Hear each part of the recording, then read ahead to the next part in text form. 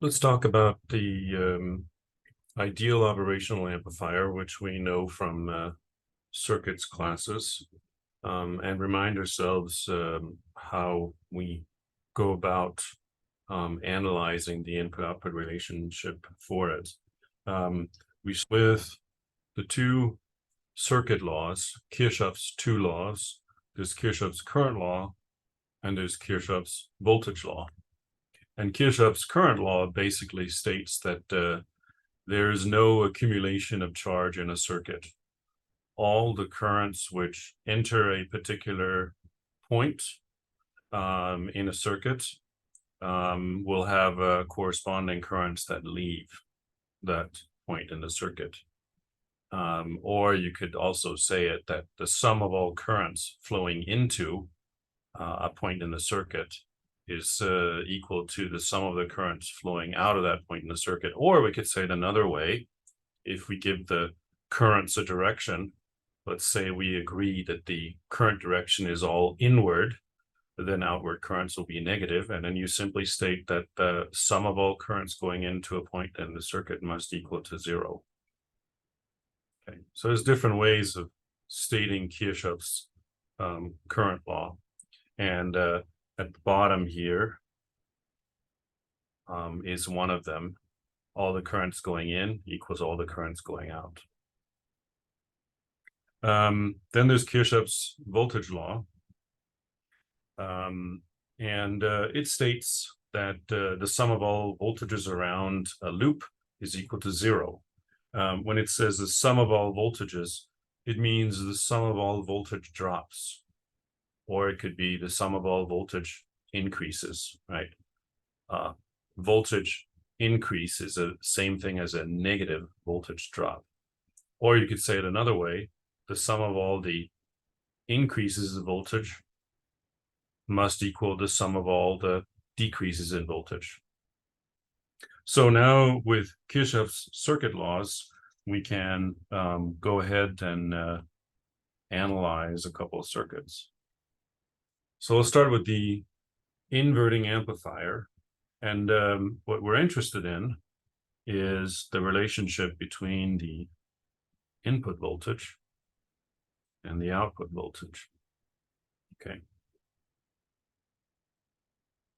And we can do that analysis in a few ways. So this is an ideal operational amplifier that we have here.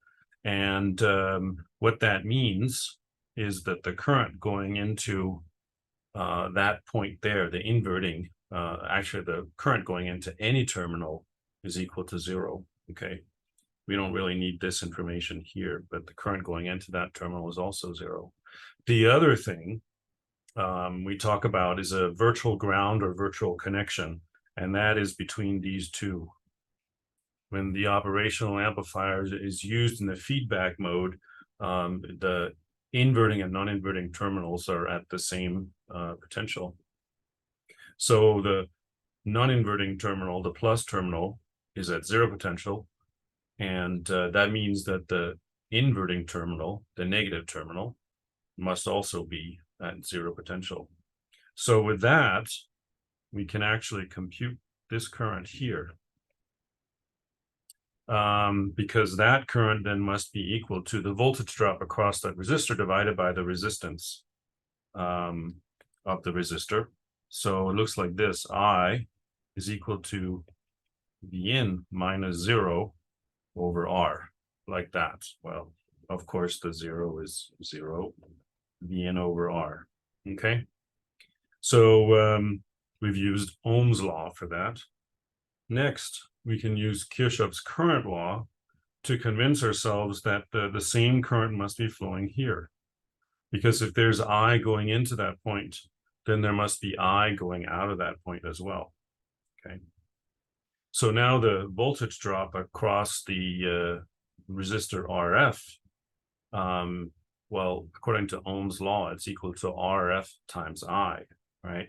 So the voltage at the left side, where the current is coming from, minus the voltage at the right side, where the current is going to, that is equal to that voltage. So we have 0 minus V out is equal to RF times I.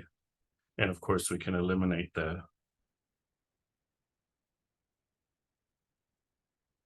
V out. We can eliminate 0. Okay. Now we can take these two equations, this one here, and this one here, and we can eliminate I between those two. Okay. And so I can write, if I isolate I on both of those, I can write I is equal to Vn over R, but I is also equal to minus V out over RF. Okay. And now I have a relationship between Vn and V out. I have V out over Vn is equal to minus RF over R, like that. So I've used Kirchoff's laws to analyze this simple circuit. I can do the same thing for the non-inverting amplifier. Okay. It looks like this. And in this case here, once again, I have a virtual connection between these two terminals. That means that the voltage here is also equal to Vn. Okay.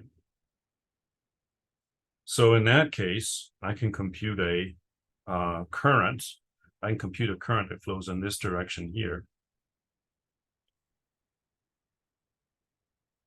I, and that current I must be equal to Vn over R1, like that. Because there's no current going into the input of the op amp, that means that I must have the same current I flowing in this location here. And so then I can write the voltage drop V out minus Vn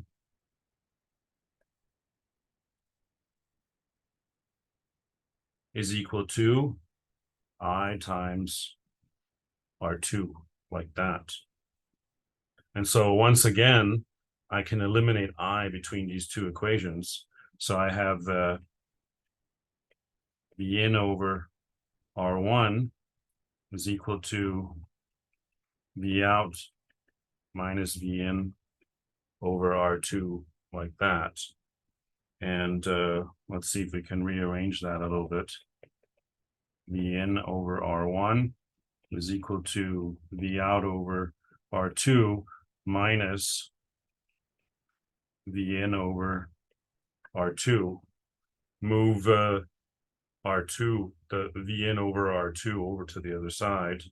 And then with a little bit of math, we end up with this. Like that. So here we've gone back to basics, Kirchoff's laws, and analyzed these two circuits.